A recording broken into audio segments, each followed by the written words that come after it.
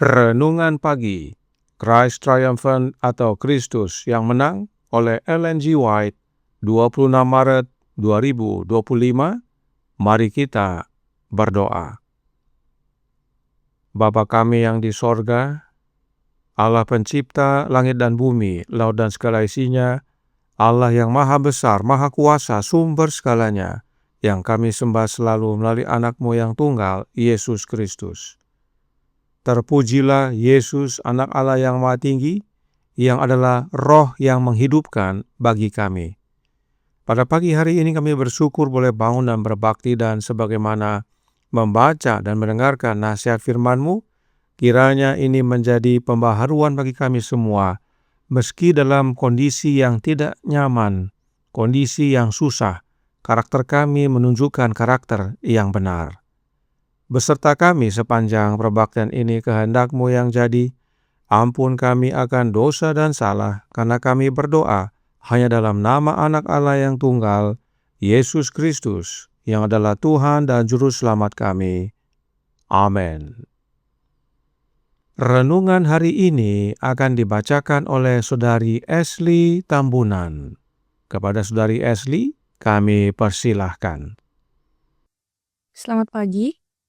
Renungan pagi kita pada hari ini, Rabu 26 Maret 2025 berjudul Reaksi terhadap keadaan menunjukkan karakter yang benar. Ayat inti kita diambil dari Kejadian 37 ayat 26 dan 27. Lalu Yehuda berkata kepada saudara-saudaranya itu, "Apakah untungnya kalau kita membunuh adik kita dan menyembunyikan darahnya? Marilah kita jual dia kepada orang Ismail ini, tetapi janganlah kita apa-apakan dia, karena ia saudara kita." Yehuda sekarang mengusulkan untuk menjual saudara mereka kepada para pedagang kafir ini atau orang Ismail, daripada membiarkannya mati. Meskipun ia akan disingkirkan, mereka akan tetap bebas dari darahnya. Karena, desaknya, ia saudara kita, darah daging kita. Semua orang setuju dengan usulan ini, dan Yusuf segera ditarik keluar dari lubang itu. Ketika ia melihat para pedagang itu, kenyataan yang mengerikan itu muncul dalam benaknya. Menjadi seorang budak adalah nasib yang lebih ditakuti daripada kematian. Dalam penderitaan karena ketakutan, ia memohon kepada saudara-saudaranya, tetapi sia-sia. Beberapa orang merasa kasihan, tetapi takut diejek membuat mereka diam. Semua merasa bahwa mereka sudah bertindak terlalu jauh untuk mundur.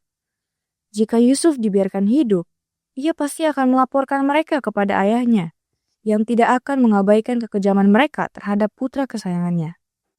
Setelah menguatkan hati mereka terhadap bujukannya, mereka menyerahkannya ke tangan para pedagang kafir. Kafilah itu terus berjalan dan segera menghilang dari pandangan.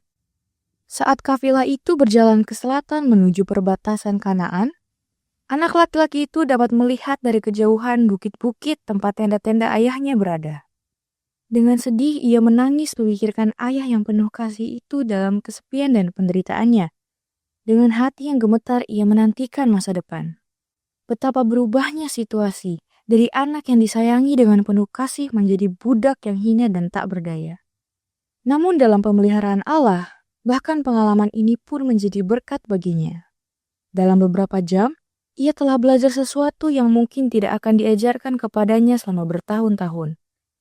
Ayahnya, yang kuat dan lembut seperti kasih sayangnya, telah berbuat salah kepadanya dengan keberpihakan dan pemanjaannya. Kesalahan telah didorong yang sekarang harus diperbaiki. Ia menjadi mandiri dan teliti. Kemudian pikirannya beralih kepada Allah ayahnya. Ia diberitahu tentang janji-janji Tuhan kepada Yakub dan bagaimana janji-janji itu telah digenapi. Jiwanya bergetar dengan tekad yang tinggi untuk membuktikan dirinya setia kepada Allah dalam segala keadaan untuk bertindak sebagaimana layaknya rakyat Raja Sorga. Ia akan melayani Tuhan dengan hati yang tak terbagi. Ia akan menghadapi pencobaan-pencobaan hidupnya dengan ketabahan dan melaksanakan setiap tugas dengan kesetiaan. Pengalaman suatu hari telah menjadi titik balik dalam kehidupan Yusuf. Malapetaka yang mengerikan itu telah mengubahnya dari seorang anak yang dimanja menjadi seorang pria yang penuh perhatian, pemberani, dan memiliki ketenangan diri. Dikutip dari Patriarchs and Prophets 211-214. Terima kasih atas penata layanan Saudari Ashley. Tuhan Yesus memberkati. Selamat pagi saudaraku dalam Tuhan. Renungan pagi hari ini berpusat pada Yehuda dan Yusuf. Tentang Yehuda dikatakan dalam Spiritual Gifts volume 1 halaman 129 paragraf 1. Ketika Yehuda membayangkan Yusuf terbaring di dalam lubang, menderita kematian yang berkepanjangan karena kelaparan, ia merasa gelisah. Untuk beberapa saat, ia bersama saudara-saudaranya yang lain tampak memiliki kegilaan setan. Namun, setelah mereka mulai melaksanakan tujuan jahat mereka terhadap Yusuf yang tak berdaya dan tidak bersalah, beberapa dari mereka merasa gelisah. Mereka tidak merasakan kepuasan yang mereka kira akan mereka dapatkan saat melihat Yusuf binasa. Yehuda adalah orang pertama yang mengungkapkan perasaannya. Apakah yang Yehuda sampaikan kepada saudara-saudaranya tentang Yusuf? Kejadian 37 ayat 26 dan 27 berkata, "Lalu kata Yehuda kepada saudara-saudaranya itu, 'Apakah untungnya kalau kita membunuh adik kita itu dan menyembunyikan darahnya? Marilah kita jual dia kepada orang Ismail ini, tetapi janganlah kita apa-apakan dia, karena ia saudara kita, darah daging kita.' Dan saudara-saudaranya mendengarkan perkataannya itu." Yehuda tidak mau Yusuf mati di dalam sumur. Karenanya Yehuda yang pertama-tama berupaya selamatkan Yusuf dari sumur tersebut. Dalam kondisi sulit itu, Yehuda menyatakan karakternya, karakter pengantara. Dan tidak hanya sekali ini saja, saat mereka harus kembali ke Mesir dan harus membawa Benyamin, Yehuda menjadi pengantara dan penjamin. Kejadian 43 ayat 8-10 berkata, "Lalu berkatalah Yehuda kepada Israel ayahnya, 'Biarkanlah anak itu pergi bersama-sama dengan aku, maka kami akan bersiap dan pergi, supaya kita tetap hidup dan jangan mati, baik kami maupun engkau dan anak-anak kami. Akulah yang menanggung dia, engkau boleh menuntut dia daripadaku. Jika aku tidak membawa dia kepadamu dan menempatkan dia di depanmu, maka akulah yang berdosa terhadap engkau untuk selama-lamanya. Jika kita tidak berlambat-lambat, maka tentulah kami sekarang sudah 2 kali pulang.'" Akhirnya, Yakub, ayahnya, memberikan izin agar Benyamin ikut ke Mesir. Dan satu lagi, saat Yusuf menguji saudara-saudaranya dengan menahan Benyamin. Spiritual Gifts volume 3 halaman 164 paragraf 1 berkata, "Yehuda kemudian dengan gagah berani menawarkan diri untuk menjadi budak menggantikan saudaranya, karena ia tidak dapat bertemu ayahnya tanpa Benyamin bersamanya.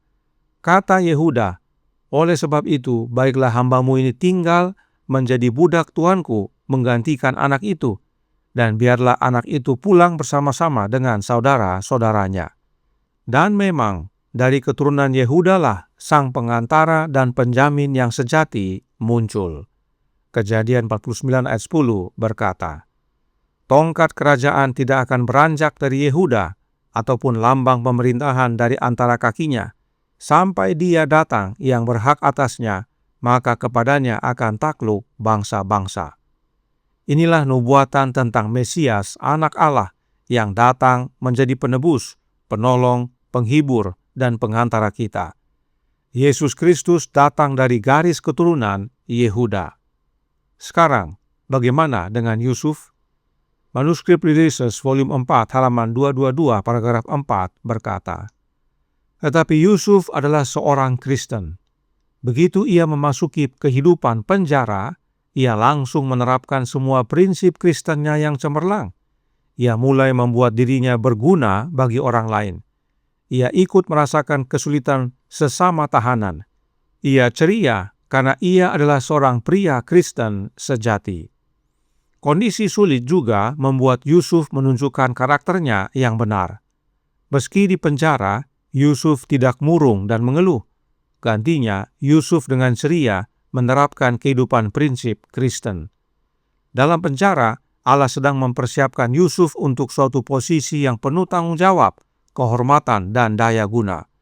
Yusuf menerima dengan baik pelajaran yang Allah akan ajarkan kepadanya. Ia belajar memikul kuk di masa mudanya. Ia belajar memerintah dengan terlebih dahulu, belajar taat pada dirinya sendiri. Ia merendahkan dirinya dan Allah meninggikannya untuk kehormatan khusus. Mengapa Yusuf bisa menjadi pria Kristen yang sejati meski dalam penjara, dapat menjadi terang bagi sesama? The Review and Herald tanggal 27 Juli tahun 1905 paragraf 10 berkata, "Di segala zaman, Roh Kristus ada di dalam mereka, telah menjadikan anak-anak Allah yang sejati menjadi terang bagi orang-orang dari generasi mereka." Yusuf adalah pembawa terang di Mesir. Dalam kemurnian dan kebajikan serta kasihnya yang berbakti, ia menyatakan Kristus di tengah-tengah bangsa penyembah berhala. Yang ditandai kuning, White kutip dari 1 Petrus 1 ayat 11. Yusuf mempunyai hubungan yang hidup dengan Allah, yaitu Bapa, sebab Yusuf memiliki Roh Kristus di dalam dirinya. Roh Kristus tinggal dalam hidup kita oleh iman, dan mereka yang mempunyai Roh Kristus dalam hidup mereka mempunyai hubungan yang hidup dengan Bapa. Inilah dasar untuk menjadi orang Kristen sejati sebagaimana Yusuf. Dan renungan hari ini berkata tentang Yusuf dalam Christ Triumphant, halaman 92, paragraf 6. Ia, yaitu Yusuf, akan melayani Tuhan dengan hati yang tak terbagi. Ia akan menghadapi pencobaan-pencobaan hidupnya dengan ketabahan dan melaksanakan setiap tugas dengan kesetiaan. Pengalaman suatu hari telah menjadi titik balik dalam kehidupan Yusuf. Malapetaka yang mengerikan itu telah mengubahnya dari seorang anak yang dimanja menjadi seorang pria yang penuh perhatian, pemberani, dan memiliki ketenangan diri. Kondisi sulit mengubahkan karakter Yehuda dan Yusuf, dan itu karena mereka takut akan Allah. Bagaimana dengan kita? Biarlah Kristus yang tinggal dalam hati kita, agar dimanapun kita berada, dalam kondisi apapun, hidup kita membawa terang dan karakter yang benar nyata dalam hidup kita. Kita pun menjadi saksi Tuhan yang penuh kuasa kepada sesama. Tuhan memberkati, saya bawa dalam nama Yesus. Amin. Mari kita berdoa. Bapa kami yang di sorga, Allah pencipta langit dan bumi, laut dan segala isinya, Allah yang maha besar, maha kuasa, sumber segalanya, yang kami sembah selalu melalui anak-Mu yang tunggal, Yesus Kristus. Terima kasih atas nasihat indah dari pengalaman Yehuda dan Yusuf, di mana mereka berdua dalam kondisi yang sulit menyatakan karakter mereka yang benar. Dan itu oleh karena mereka takut akan Engkau, ya Bapa, dan karenanya Kristus yang adalah anak-Mu ada dalam hidup mereka. Oleh sebab itu, tolong kami, ya Bapa, karuniakanlah roh anak-Mu dalam hidup ini, sebab hanya dengan memiliki Kristus tinggal dalam hidup kami, maka pengalaman hidup Yehuda dan Yusuf boleh menjadi bagian kami. Meski kami dalam kondisi sulit dan susah, dimanapun berada, kami tetap menyatakan karakter yang benar, sebab karakter benar adalah pekerjaan Kristus dalam hidup kami. Beserta kami sepanjang hari ini kehendak-Mu yang jadi, ampun kami akan dosa dan salah, karena kami berdoa hanya dalam nama Anak Allah yang tunggal, Yesus Kristus, yang adalah Tuhan dan Juru Selamat kami. Amin.